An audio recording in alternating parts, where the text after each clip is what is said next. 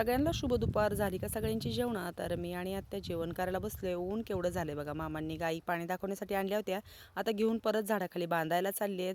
माझ्या सगळ्या लाडक्या बहिणींना महिला दिनाच्या खूप साऱ्या शुभेच्छा.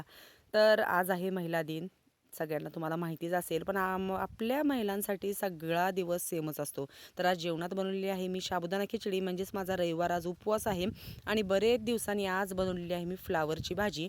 फ्लावरची भाजी मस्तपैकी कांदा, टमॅटो, लसूण टेचून वगैरे टाकलेला आहे आणि न पाणी घालता अशी मस्तपैकी थोडंसं शेंगदाण्याचं कूट, येसूर वगैरे घालून गावाकडच्या पद्धतीची बनवलेली आहे मी फ्लावरची भाजी.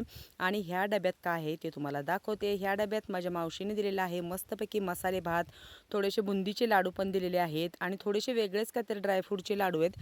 ते मी तुम्हाला नंतर पुढच्या व्हिडिओ दाखवणार आहे. मकाच्या भाकरी, ज्वारीच्या भाकरी, चपात्या असं सगळं जेवणात आहे. तर मावशीने दिलेला मसाले भात कसा वाटला तो मला कमेंट्समध्ये नक्की सांगा. तर आज महिला दिनाच्या निमित्ताने मी तुम्हाला एक छान अशी गोड बातमी सांगणार आहे. तर ती गोड बातमी काय आहे?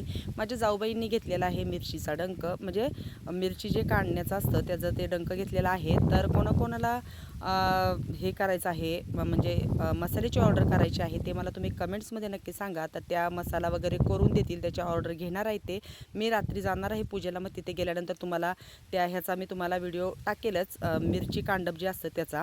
तर त्या मला बोलत होत्या की तुम्ही व्हिडिओ करता, व्हिडिओतनं सगळ्याला सांगा की ते ऑर्डर घेणार आहेत. ह्याच्या मसाल्याच्या, चटणी सगळ्या अशा ऑर्डर घेतील. तर तुम्हाला द्यायचे असतील तर नक्की सांगा. भेटूया पुढच्या व्हिडिओत. जेवण कसं वाटलं नक्की सांगा.